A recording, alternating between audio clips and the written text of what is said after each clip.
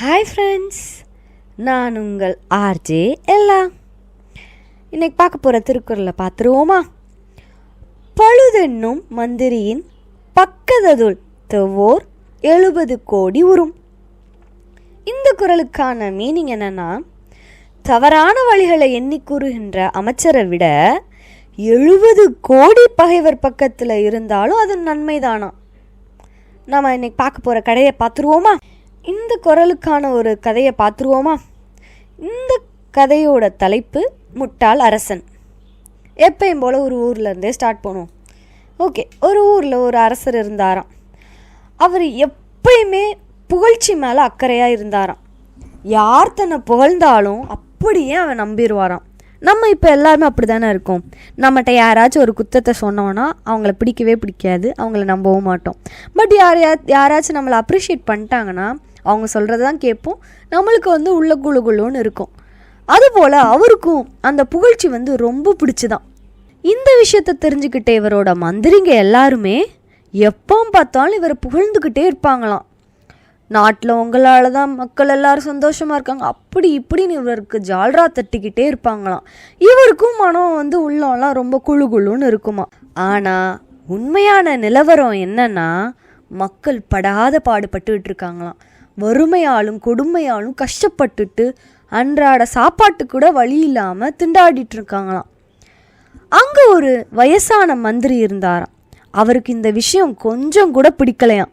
அவர் அரசர்கிட்ட நீங்கள் யார் என்ன சொன்னாலும் ஈஸியாக நீங்கள் நம்பிடுறீங்க, நாட்டில் மக்கள் எல்லாம் ரொம்ப கஷ்டப்படுறாங்க, ப்ளீஸ் அவங்கள கொஞ்சம் கவனித்து பாருங்க அப்படின்னு அவரோட மக்கள் படுற கஷ்டத்தை எடுத்து சொன்னாராம்.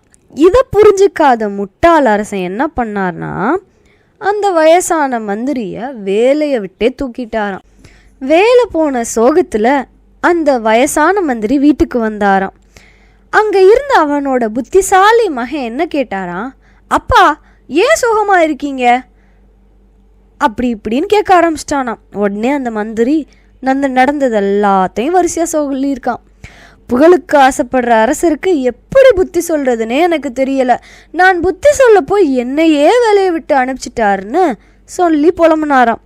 புத்திசாலியான அந்த மகன் என்ன சொன்னானா, நான் போய் அந்த அரசருக்கும் பொய் சொல்லிட்டு திரிகிற அந்த மந்திரிகளுக்கும் பாகடம் புகற்றேன்னு சொல்லிட்டு அரண்மனைக்கு போனானா அந்த புத்திசாலி மகன்.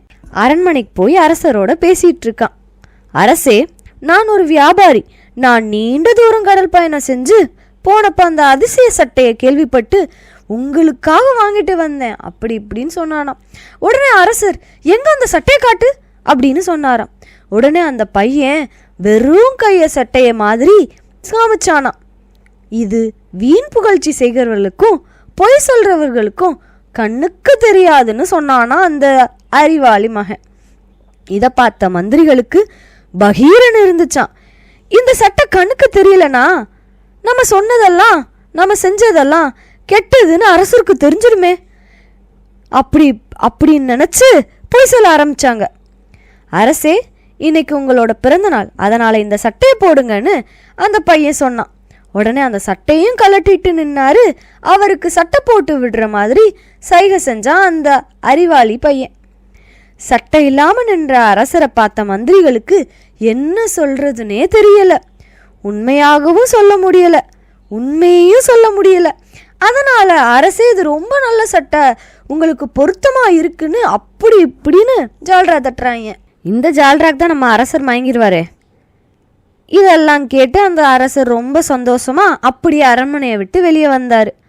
அவரோட பிறந்த நாளுக்கு வாழ்த்து சொல்ல வந்த எல்லாரும் வாசல்ல ராஜாவை பார்த்து அப்படியே ஒரு நிமிஷம் ஷாக் ஆகி போயிட்டாங்க.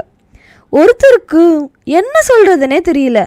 அரசர் ஏன் இப்படி வந்திருக்காரு? ஜஸ்ட் திங்க் பண்ணி பாருங்க, இப்படி ஒரு அரசர் வந்தா நம்மளோட ரியாக்ஷன் எப்படி இருக்கும்? ஏன் அரசருக்கு பின்னாடியே மந்திரிகளும் நடந்து போனாங்க? அப்போ ஒரு குட்டி பையன் சொன்னா, என்ன இது அரசர் சட்டை இல்லாம வெளியே போறாரு அப்படின்னு சொல்லி சிரிச்சிட்டான். அதை கேட்ட எல்லாரும் சிரிக்க ஊர் ஃபுல்லா அங்க இருந்தவங்க எல்லாரும் சிரிக்க ஆரம்பிச்சிட்டாங்க. ராஜாவுக்கு ஒரே வெக்கமா போச்சு. அப்போ அந்த கூட்டத்துக்கு வந்த அந்த வயசான மந்திரி எல்லாத்தையும் பார்த்து, முதல்ல எல்லாரும் சிரிக்கிறத நிறுத்துங்க, நான் தான் நீங்கள் எல்லாரும் சாப்பாடு துணி இல்லாமல் ரொம்ப கஷ்டப்படுறீங்கன்னு சொன்னேன். அதனால தான் ரொம்ப வருத்தப்பட்ட ராஜா, இனிமே வெளியே போகும்போது சட்டை போடாமல் நான் போகவே மாட்டேன் அப்படின்னு உங்களுக்காக வந்தார். ஆனால் நீங்கள் என்ன பண்ணிட்டு இருக்கீங்க? நம்ம அரசர் என்னைக்கு என்னோட நாட்டு மக்கள் நல்ல சாப்பாடோட நல்ல சட்டையோட வாழ்கிறார்களோ அப்பதான் நானும் சட்டை போடுவேன்னு சபதம் செஞ்சிருக்காரு. அப்படி இப்படின்னு போட்டு தள்ளி அரசரை காப்பாத்திட்டாங்க. இதை கேட்ட மக்கள் எல்லாரும் கைத்தட்டி ஆரவாரம் செஞ்சு தெய்வத்துக்கு ஒப்பான அரசர் அவர்தான்னு எல்லாரும் சந்தோஷப்பட்டாங்க. இப்போதான் அந்த முட்டாள் அரசர் ரெகனைஸ் பண்றார் தான் பண்ண தப்ப.